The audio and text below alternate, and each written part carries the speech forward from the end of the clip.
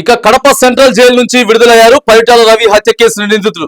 దాదాపుగా 18 ఏళ్లుగా కడప సెంట్రల్ జైల్లోనే ఖైదీలుగా ఉన్నారు పరిటాల రవి హత్య కేసు నిందితులు. ఇక వారికి షరతులతో కూడినటువంటి బెయిల్ మంజూరు చేసింది హైకోర్టు.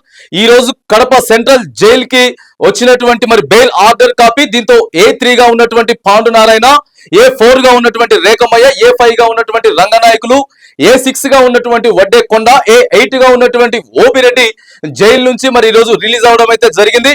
టీడీపీ మాజీ మంత్రి పరిటాల రవి హత్య కేసు దోషులు విడుదలయ్యారు. కడప సెంట్రల్ జైల్లో 18 ఏళ్ల పాటు శిక్ష అనుభవించారు. వీరికి బెయిల్ మంజూరు కావడంతో తాజాగా జైలు నుంచి విడుదలయ్యారు దోషులు.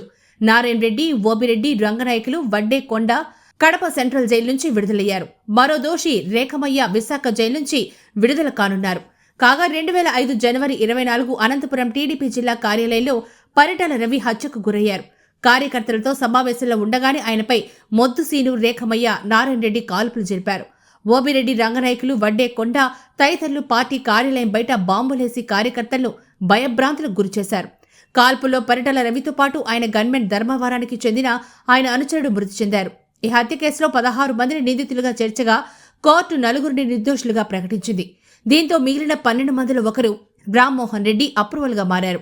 అయితే మొద్దుసీను మరో దోషి కొండారెడ్డి విచారణ సమయంలో హత్యకు గురయ్యారు. మిగిలిన దోషులకు బెయిల్ మంజూరు కావడంతో జైలు నుంచి విడుదలయ్యారు.